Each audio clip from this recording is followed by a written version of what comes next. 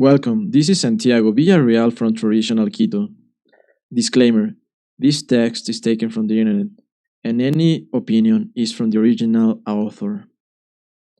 Albert Pike's amazing predictions of three world wars.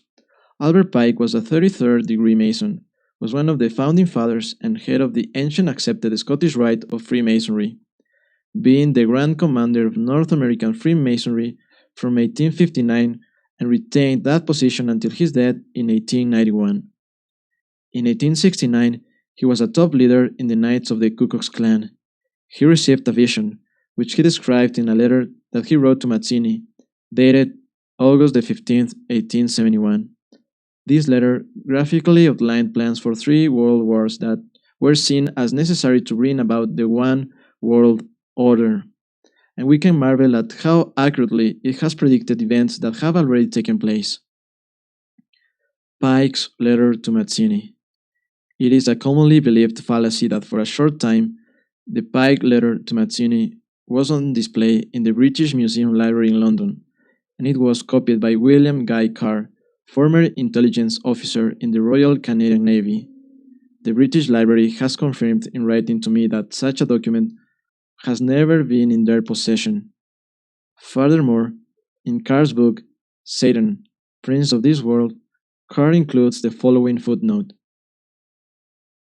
The keeper of manuscripts recently informed the author that this letter is not catalogued in the British Museum Library.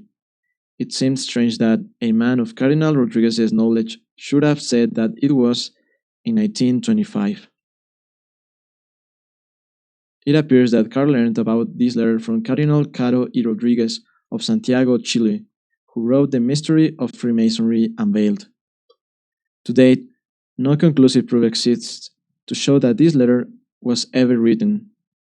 Nevertheless, the letter is widely quoted and the topic of much discussion. Following are apparently extracts of the letter, showing how three world wars have been planned for many generations.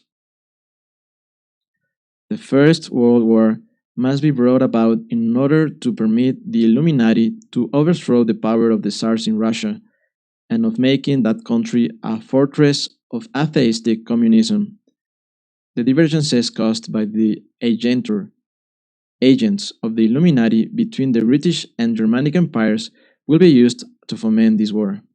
At the end of the war, communism will be built and used in order to destroy the other governments and in order to weaken their religions.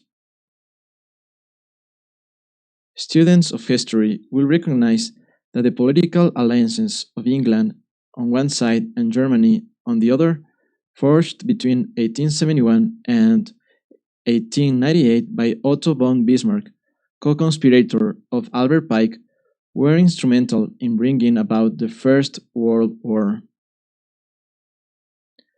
The Second World War must be fomented by taking advantage of the differences between the fascists and the political Zionists. This war must be brought about so that Nazism is destroyed and that the political Zionism be strong enough to institute a sovereign state of Israel in Palestine.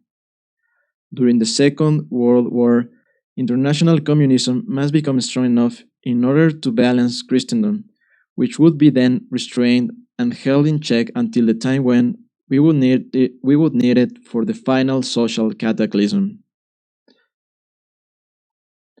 After this Second World War, communism was made strong enough to begin taking over weaker governments.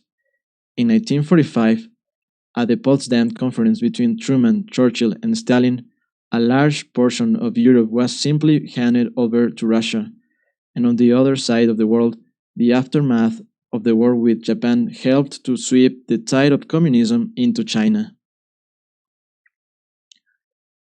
Readers who argue that the terms Nazism and Zionism were not known in 1871 should remember that the Illuminati invented both these movements. In addition, communism as an ideology and as a coined phrase originates in France during the Revolution. In 1785, Restev coined the phrase 4 years before revolution broke out. Restif and Babeuf, in turn, were influenced by Rousseau, as was the most famous conspirator of them all, Adam Weishaupt. The Third World War must be fomented by taking advantage of the differences caused by the agenter of the Illuminati between political Zionists and the leaders of Islamic world. The war must be conducted in such a way that Islam, the Muslim Arabic world, and political Zionism, the state of Israel, mutually destroy each other. Meanwhile, the other nations, once more divided on this issue, will be constrained to fight to the point of complete physical, moral, spiritual, and economical exhaustion. We shall unleash the nihilists and the atheists, and we shall provoke a formidable social cataclysm which in all its horror will show clearly to the nations the effect of absolute atheism, origin of savagery, and of the most bloody turmoil.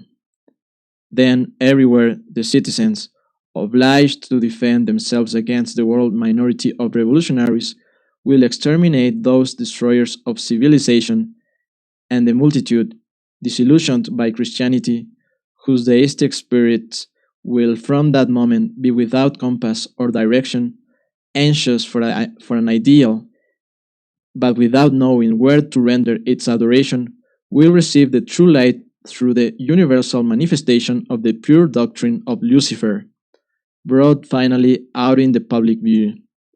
This manifestation will result from the general reactionary movement which will follow the destruction of Christianity and atheism, both conquered and exterminated at the same time. Since the terrorist attacks of September 11, 2001, world events, and in particular in the Middle East, show a growing unrest and instability between modern Zionism and the Arabic world. This is completely in line with the call for a third world war to be fought between the two, and their allies on both sides. This third world war is still to come, and recent events show us that it is not far off.